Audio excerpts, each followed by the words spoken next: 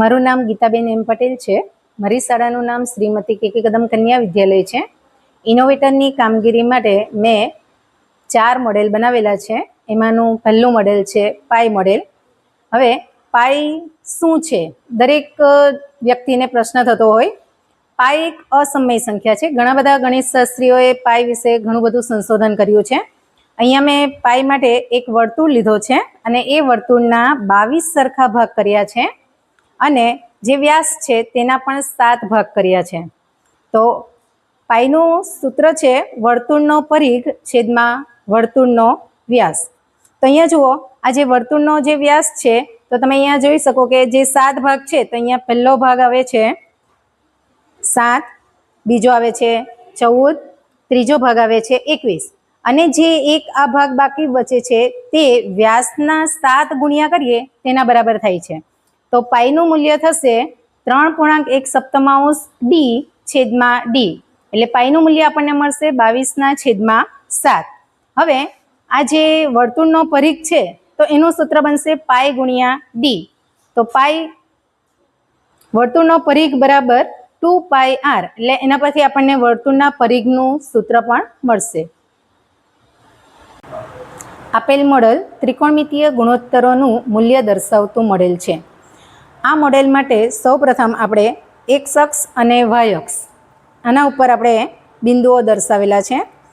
હવે અહીંયા જુઓ 0, 1, વર્ગમૂળમાં 2, વર્ગમૂળમાં 3, 2.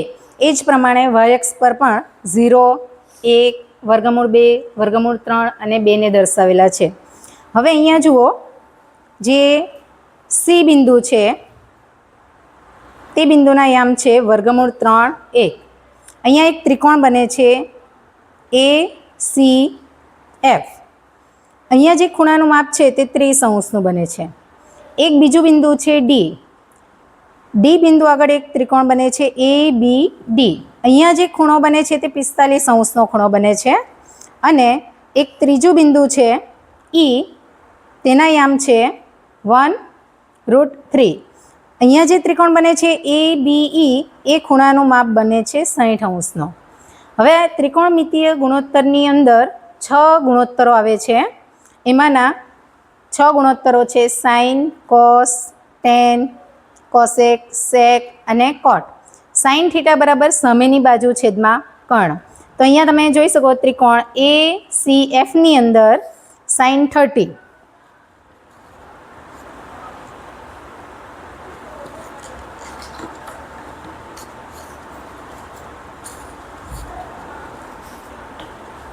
ત્રિકોણ ACF ની અંદર જે 30° ખૂણો બને છે તેની સામેની બાજુ છે તેનું માપ છે 1 અને કર્ણનું માપ છે 2.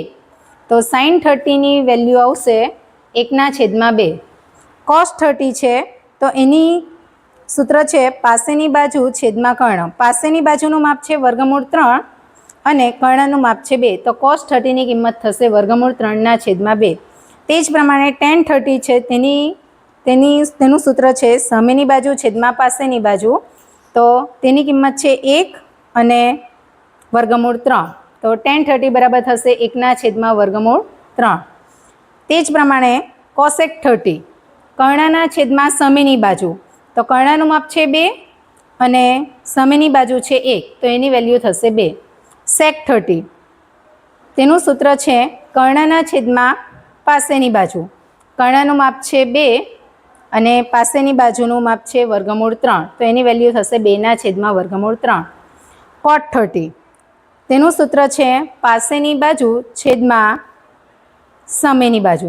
પાસેની બાજુ છે તેની કિંમત છે વર્ગમૂળ 3 અને સામેની બાજુ છે તે 1. એટલે કોટ 30 ની કિંમત થશે વર્ગમૂળ 3. એ જ પ્રમાણે આપણે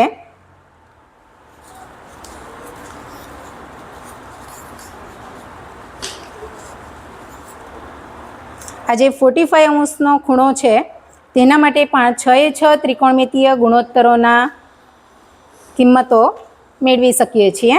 અને એ જ પ્રમાણે 60° ખૂણા માટે પણ આ બધા ત્રિકોણમિતીય ગુણોત્તરો છે તેની કિંમતો મેળવી શકીએ છીએ.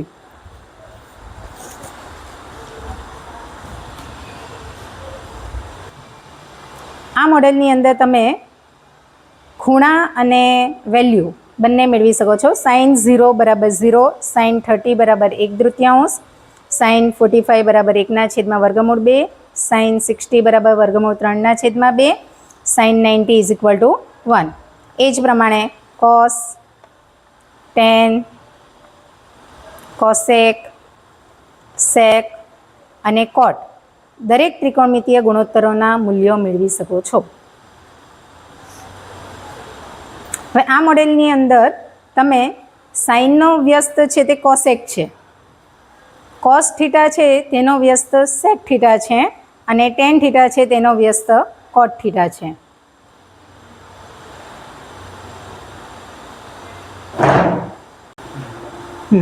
અહીં વર્તુળના ક્ષેત્રફળનું મોડેલ દર્શાવવામાં આવ્યું છે. તો સૌપ્રથમ વર્તુળ એટલે સમતલના કોઈ નિશ્ચિત બિંદુથી અચળ ધન અંતરે આવેલા તમામ બિંદુઓના જે ગણ છે તેને વર્તુળ કહેવામાં આવે છે. તો વર્તુળનું ક્ષેત્રફળ એટલે વર્તુળનો ઘેરાયેલો ભાગ. તો વર્તુળના ક્ષેત્રફળનું સૂત્ર મેળવવા માટે અહીં વર્તુળના 8 સમાન ભાગ કરવામાં આવેલા છે અને એ જે 8 ભાગ છે તેને આ પ્રમાણે ગોઠવવામાં આવેલા છે. તો અહીંયા તમે જોઈ શકો કે એક લંબચોરસની રચના બને છે. એમાં જે લંબચોરસની લંબાઈ છે તે વર્તુળના અર્ધ પરિઘનું માપ છે, એટલે એની જે લંબાઈ છે તેનું માપ થાય છે પાય r અને એની જે પહોળાઈ છે તે વર્તુળની ત્રિજ્યા બરાબર છે. તો વર્તુળનું ક્ષેત્રફળ બરાબર બનેલા લંબચોરસનું ક્ષેત્રફળ, અને લંબચોરસનું ક્ષેત્રફળ છે લંબાઈ ગુણ્યા પહોળાઈ, લંબાઈ બરાબર અર્ધ પરિઘ ગુણ્યા ત્રિજ્યા બરાબર પાય r ગુણ્યા r બરાબર પાય r નો વર્ગ.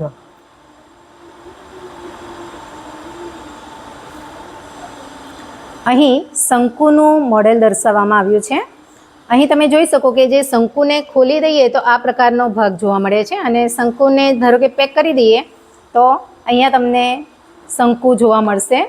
હવે શંકુનો જે પાયો છે તે વર્તુળાકારનો છે. હવે શંકુના આપણે 6 સરખા ભાગ કરેલા છે અને એ જે ભાગ છે તેને આ પ્રમાણે ગોઠવેલા છે. અહીંયા તમે જોઈ શકો કે જે લંબચોરસ બને છે તેની અંદર એની જે લંબાઈ છે તે વર્તુળના પરિઘનો અર્ધ ભાગ છે અને જે પહોળાઈ છે તે અહીંયા જે શંકુ છે તેની ત્રાસી ઊંચાઈ બને છે. તો શંકુનું ક્ષેત્રફળ બરાબર બનેલા લંબચોરસનું ક્ષેત્રફળ એટલે કે લંબાઈ ગુણ્યા પહોળાઈ. લંબાઈ છે તે પરિઘનું અડધું છે અને પહોળાઈ છે તે ત્રાસી ઊંચાઈ છે. તો 1/3 ગુણ્યા 2πr ગુણ્યા l બરાબર પાય r l. તો શંકુનું ક્ષેત્રફળ બનશે અહીંયા પાય r l.